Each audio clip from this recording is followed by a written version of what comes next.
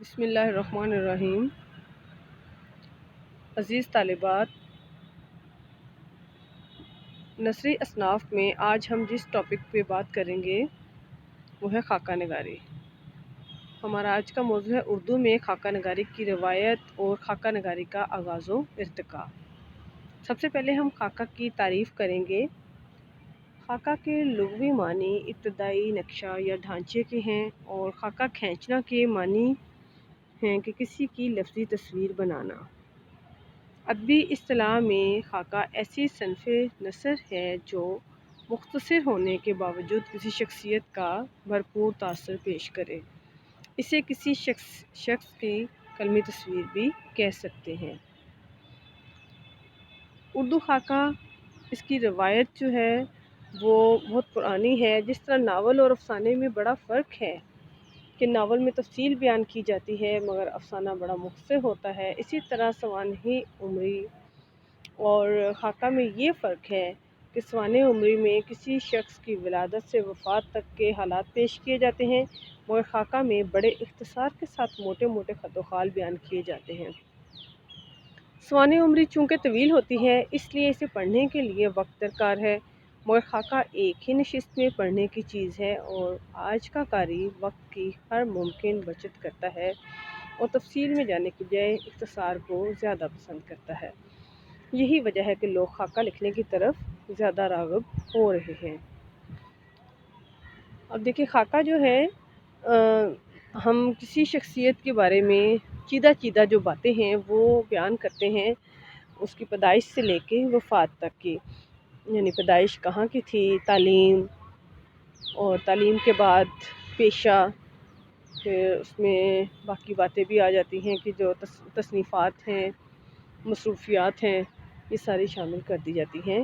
اور اس میں بہت زیادہ تفصیل کی بجائے، جیسے ناول اور افسانے میں فرق ہے کہ ناول میں تفصیل ہوتی ہے اور افسانے میں زیادہ تفصیل نہیں ہوتی، اسی طرح خاکہ جو ہے یہ ایک شخصیت کا مختصر تعارف کہا جا سکتا ہے۔ خاکہ نگاری کی خصوصیات کیا کیا ہونی چاہیے؟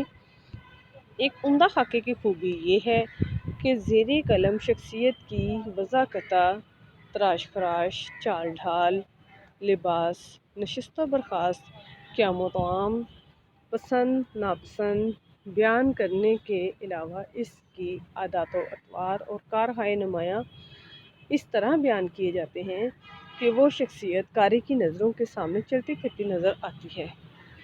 خاکہ میں ہم اس کی خوبیوں کے ساتھ ساتھ اس کی کمزوریوں سے بھی واقف ہو جاتے ہیں، کیونکہ اگر خاکہ نویس کا قلم بے ساختہ اور شگفتہ ہے تو وہ زیر عنوان شخصیت کا حال حقیقی زندگی سے قریب رہ کر بڑے سلیقے کے ساتھ بھی بیان کرتا رہے گا۔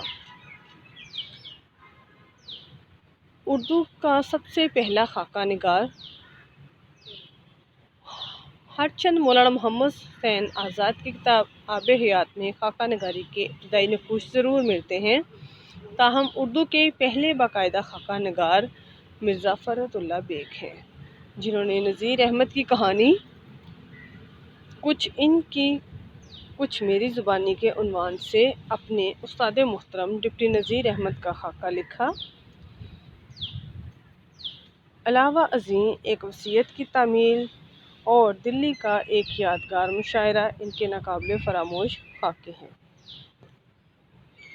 مرزا فرت اللہ بیگ نے جو پہلے خاکہ نگار مانے جاتے ہیں، تو ان کے جو مشہور خاکے ہیں ان میں نذیر احمد کی کہانی کچھ ان کی کچھ میری زبانی، یعنی کچھ جو انہوں نے خود مشاہدہ کیا اور کچھ جو ان کی زبانی سنا، اور دونوں کو ملا کے انہوں نے یہ خاکہ پیش کیا ہے۔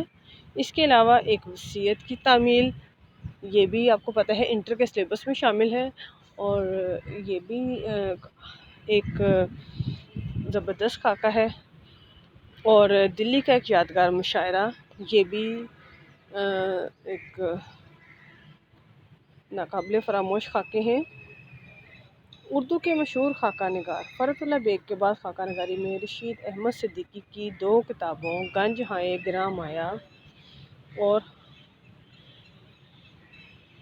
مولانا چراغ حسن حسرت کی مرد میں دیدہ مولانا عبدالمجید سالکی، یاران کوہن، عبدالسلام خورشید کی یہ صورتیں الہی، جگن ناتھ آزاد کی آنکھیں ترستیاں ہیں، محمد طفیل کی معظم اور مکرم، احمد بشیر کی جو ملے تھے راستے میں، رئیس احمد جعفری کی دید و شنید، اور شاہد احمد دہلوی کی کتاب گنجینہ گوہر کے علاوہ سعادت حسن منٹو کی لاؤڈ سپیکر گنجے فرشتے اور ممتاز مفتی کی ہوکھے لوگ کو اہم درجہ حاصل ہے۔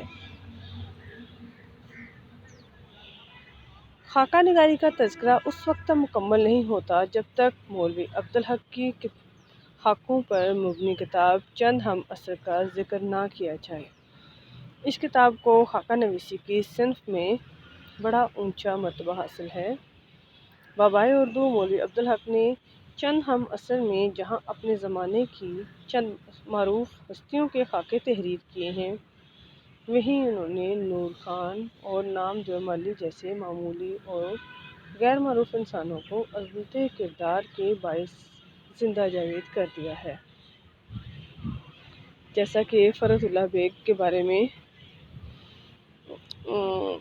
جب ایک وصیت کی تعمیر سے پہلے جب انہوں نے ڈپٹی نذیر احمد کا خاکہ لکھا تو ان سے فرمائش کی تھی کہ جیسے آپ نے ڈپٹی نذیر احمد کا خاکہ لکھ کر ان کی شخصیت کو ہمیشہ کے لیے زندہ جاوید بنا دیا ہے، اسی طرح میں چاہتا ہوں کہ میرا بھی خاکہ لکھیں۔ جب ان کی وفات ہوئی تو ان کا خاکہ لکھا گیا جو کہ آج تک زندہ جاوید ہے۔ مکمل صنف کی حیثیت سے خاکہ نگاری کی روایت زیادہ پرانی نہیں ہے، اسے خود کو سوانحے اور شخصی مضمون نگاری سے الگ شناخت کروانے میں مسلسل تجربات سے گزرنا پڑتا ہے۔ دراصل اردو ادب میں اصطلاحی معنی کے لحاظ سے خاکہ انگریزی اسکیچ کا متبادل ہے۔ کشاف تنقیدی اصطلاحات کے مطابق ادب کی جس صنف کے لیے انگریزی میں اسکیچ یا پن پورٹریٹ کا لفظ استعمال ہوتا ہے، اردو میں اسے خاکہ کہتے ہیں۔ پن پورٹریٹ ایک خاکہ کا متبادل ورڈ ہے۔ اسکیچ کے مترادف کے طور پر انگریزی میں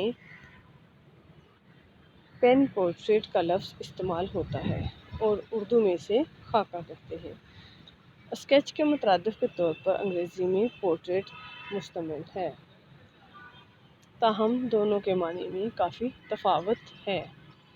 اسکیچ کی انگلش میں جو ڈیفینیشن ہے آ ڈرائنگ سلائٹ رف اور without detail a short descriptive essay. Portrait likeness of a real person.